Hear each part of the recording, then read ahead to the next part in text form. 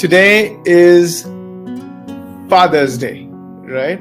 And I think that is one of the most powerful opportunities. That is one of the most blessed days that you can use to be able to go and communicate to your parents how much you love them and how much you value and respect the amount of work that they do for you, especially your father. For all the single parents in the room, for all the mothers who are doing it alone, this is your day too. And I want your children to know that you all are putting in a lot of effort and you all are really making things happen for your children.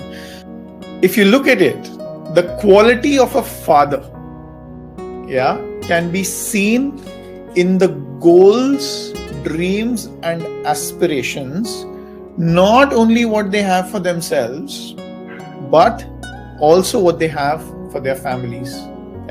It's also about what they set. वो अपने बच्चों से, वो अपने family से क्या set करता है कि मेरे बच्चे कहाँ पहुंचेंगे, मेरे बच्चे क्या करेंगे, मेरे बच्चे कैसे रहेंगे. Children are supported by the parents कि आप अपने बच्चों को कैसे सपोर्ट करते हो ताकि वो बच्चे कहीं पहुंचे अपनी जिंदगी में. And I think that is very very important and that forms the basis of high expectations. अगर आप एक फादर हो यहाँ पे, इवन अगर आप एक मदर हो यहाँ पे, तो one of the things that you want to have, आपको आपके लाइफ में आपके बच्चों के साथ हाई एक्सपेक्टेशंस सेट करना है. हाई एक्सपेक्टेशंस का ये मतलब नहीं है कि आपको हमेशा सब कुछ 100% चाहिए या परफेक्ट चाहिए.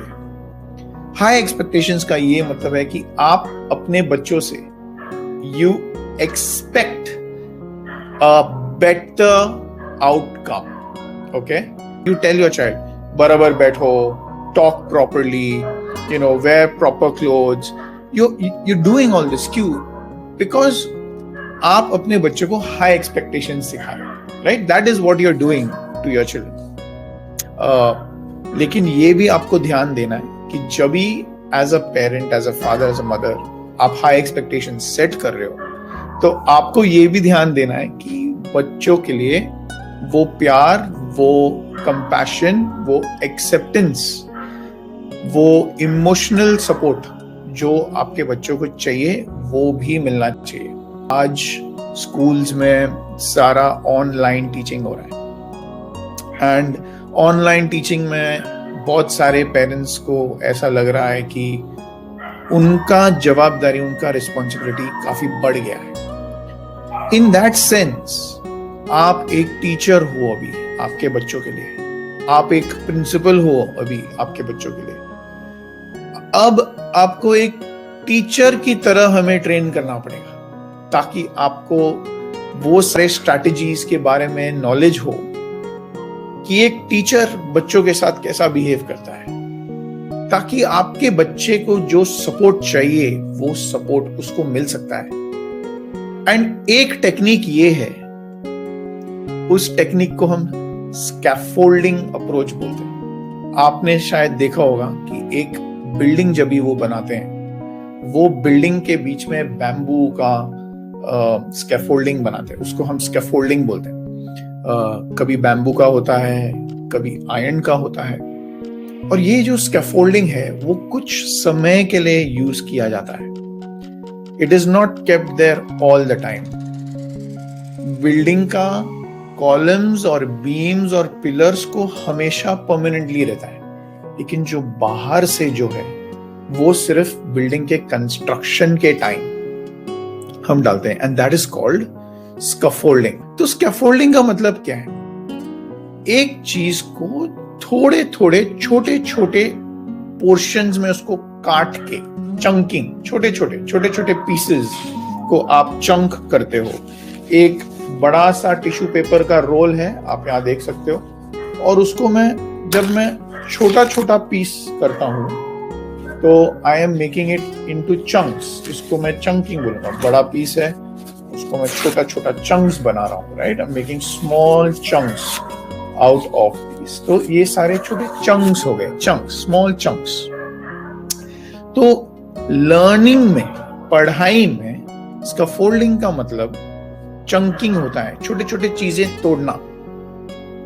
बड़ा कॉन्सेप्ट अगर मुझे एक बच्चे को सिखाना है तो उसको हम छोटे छोटे चीजों में करके वैसे हम बच्चों को सिखाते हैं। तो लर्निंग के time as parents, as fathers, आपको ये ध्यान रखना है, इवन मदर्स, आपको ये ध्यान में रखना है कि स्कैफोल्डिंग अप्रोच आपको फॉलो करना है। कि एक बच्चे को हमेशा मालूम होना चाहिए और हमेशा ये फीलिंग होना चाहिए कि जो भी सीखा है उसने खुद सीखा है। उसको ये मालूम होना चाहिए, उसको ये फीलिंग होना चाहिए कि जो भी गलत कर रहा था या जो भी आंसर में गलत था या अंडरस्टैंडिंग में गलत था, उसको उसने खुद पकड़ा और खुद रेक्टिफाई किया। That is when you are saying कि बच्चा खुद रिस्पॉन्सिबल है, वो खुद रिस्पॉन्सिबल है। सबसे पहले as a parent, as a teacher, as a mother teacher, सबसे पहले आपको ये देखना है कि there is no wrong. Wrong नहीं है, गलत नहीं है, ठीक है।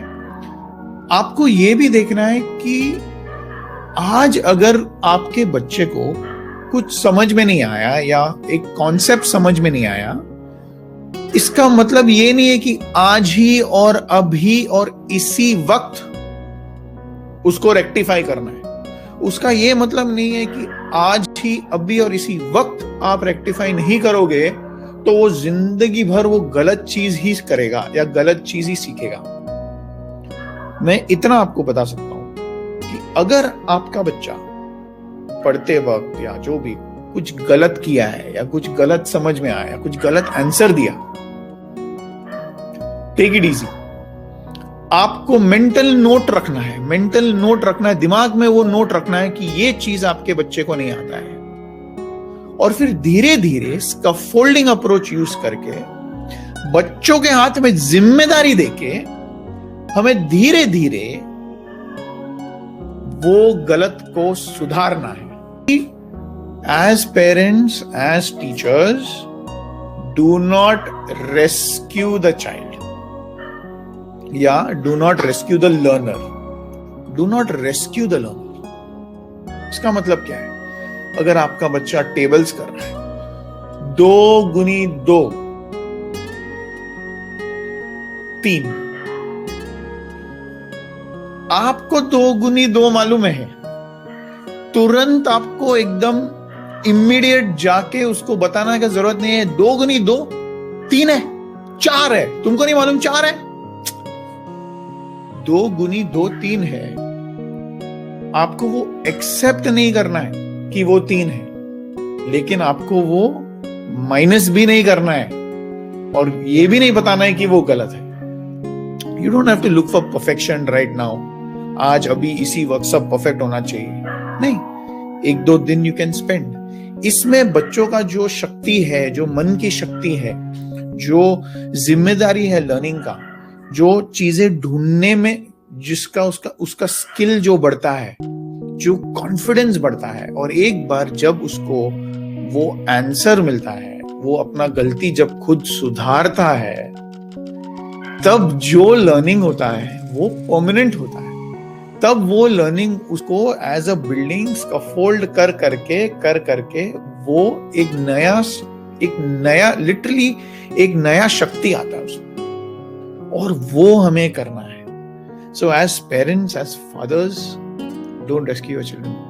उनको थोड़ा स्कैफोल्ड करो, उनको थोड़ा टाइम दो, थोड़ा बहुत स्ट्रगल करने दो, क्योंकि वो स्ट्रगल में ही मजा है। कहता है लर्निंग के बारे में, पढ़ाई के बारे में आप उनको तुरंत आंसर मत दो, बहुत आसान मत करो उनके लिए सब कुछ। हमने जो भी सीखा है, हमने कठिनाई महसूस करके सीखा है। That is how we have become what we are today, that is how you are who you are today. वो मुश्किल के थ्रू आपने You crossed that mountain. So allow children also to go through that when it comes to learning में उनको सवाल पूछो, अच्छा आपको क्यों लगता है ये, अच्छा ऐसे होता था तो क्या होता। बच्चों को सवाल पूछो, बिकॉज सवालों से ब्रेन का थिंकिंग बढ़ता है, सवालों से ब्रेन का थिंकिंग बढ़ता है, सवालों से आपका थॉट जो है, थॉट का डायरेक्शन चेंज होता है। अगर मैंने आपको आज एक सवाल पूछ लिया, अभी इसी वक्त अगर मैंने आपको एक सवाल पूछ लिया, तो आप उसके बारे में सोचोगे। सो questions direct thought. The next thing is give clues. पूरा का पूरा आंसर एक साथ मत दो, थोड़े बहुत क्लूज दे दो, थोड़े बहुत डायरेक्शन दे दो। बच्चा खुद आगे जाके वो सीखेगा, वो समझेगा। Most of our teachers will be using scaffolding approach. तो जब हम स्कूल में स्कैफोल्डिंग अप्रोच यूज करते हैं, आपको पता नहीं था क्योंकि आप क्लास में थे नहीं। आज जब भी आप क्लास में बिकॉज आपका क्लास घर में आया है, हो सकता है आपको कभी कभी लगा कि ओ तुरंत वो टीचर ने ना उसको गलत बोला ना सही बोला, तो शायद टीचर में गड़बड़ है। नहीं, द टीचर इज डेवलपिंग क्षमता in the child to think. सोच का शक्ति वो टीचर बिल्ड कर रही है। जो भी क्लूज, जो भी डायरेक्शन, जो भी स्ट्रक्चर आप देते हो as a father, as a mother, as a teacher, you have to make sure कि फाइनल जवाब, सही आंसर उनको खुद मिलना चाहिए, खुद मिलना चाहिए। That is very very important. That is when learning is permanent. And now as fathers you have to think about yourself also. As mothers, as children, आप अपने पापा के बारे में सोचो। Today it's a very difficult time. Pre-COVID सबके पास बहुत सारे plans थे। हम ये करेंगे, हम वो घर खरीदेंगे, हम ये गाड़ी खरीदेंगे, हम वेकेशन पे जाएंगे, हम ऐसे करेंगे, हम वैसे करेंगे। शायद हम आपको इंटरनेशनल कॉलेज, इंटरनेशनल अलग देश में आपको भेजेंगे एजुकेशन के लिए, सो मेनी थिंग्स। लेकिन ये पैंडेमिक ने सब कुछ तोड़ दिया है काफी लोगों के लिए। काफी लोगों का जॉब्स गया है, काफी लोगों का सैलरीज कम हुए हैं, काफी लोगों ने अपने लव्ड वंस को खोया है। पैंडेमिक के पहले और पैंडेमिक के बाद ये दुनिया बहुत अलग होने वाला है। एंड नॉट ओनली ये दुनिया अलग है, एज पेरेंट्स, एज चिल्ड्रन, हम सब में एक परमानेंट चेंज आया है। उस परमानेंट चेंज को अभी हम न्यू नॉर्मल बोलते हैं क्योंकि हमारे पास और कोई ऑप्शंस नहीं है। But you need to understand that as a father, और मैं अभी खास करके फादर्स और मदर्स को ही मैं बोल रहा हूं कि आपको अपना खुद का ध्यान देना है। एंड स्पेशली फादर्स, आपको जो फियर है आपके दिमाग में, काफी लोगों में वो एक डर है आज कि क्या गवर्नमेंट वापस लॉक करेगा या अनलॉक करेगा, या थर्ड वेव आएगा, या मेरा जॉब जाएगा, या मेरा सैलरी कटेगा, या so many things are there.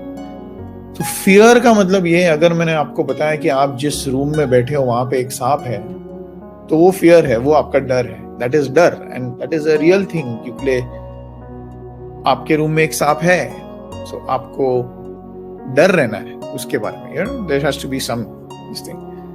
But the major problem जो है, वो प्रॉब्लम एंजाइटी के साथ आता है। एंजाइटी का मतलब ये है कि अगर आप बार बार यही सोचोगे, आज तो ठीक है सांप चला गया, लेकिन कल आया तो, परसों आया तो, 3 दिन बाद आया तो, जब मैं सो रहा हूं तभी वो काटेगा, और वहां पे सांप नहीं है लेकिन फुल टाइम आपके दिमाग में वो चल रहा है।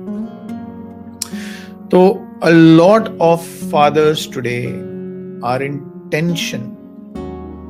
साइलेंट सफरर्स हैं वो, साइलेंट सफरर्स, बिना किसी को बोले, बिना किसी से शेयर करे, बिना आपके शायद अपने वाइफ को नहीं शेयर करें, शायद बच्चों के साथ शेयर नहीं करें। तो a lot of the fathers are silent sufferers today. And as children, I'm talking to children, जो बच्चे हैं, you have to make sure that you are not adding to that problem for your fathers. And fathers need to make sure that आप थोड़ा खुल के बात करें, आप थोड़ा ओपन अप हो जाएं, आप अपने भाई बहन या वाइफ या फ्रेंड्स के साथ आप डिस्कस करें, आप शेयर करें. And as men and as fathers, if you don't have, अगर आपके पास वो सपोर्ट सिस्टम नहीं है या आपके पास कोई है नहीं शेयर करने के लिए, देन आप अंदर से आप अपने आप को काफी ट्रबल करोगे और ये आपका फैमिली देखेगा. Times like these, I would say, get closer to the family, closer to your children, and share openly and open up, ताकि people will be able to understand you, and शायद आपको ideas भी देंगे, शायद आपको motivation देंगे, and that might really help. But please remember, अगर आपको help चाहिए तो you must see a trained counselor. Please get help. Please get help if you really need to. So this Father's Day, I really hope that you continue to do everything that you're doing. You continue to do everything that you're doing, but you also will take care of yourself. You will take care of of the learning needs of your children, and you'll continue to be the superhero that you are for your children.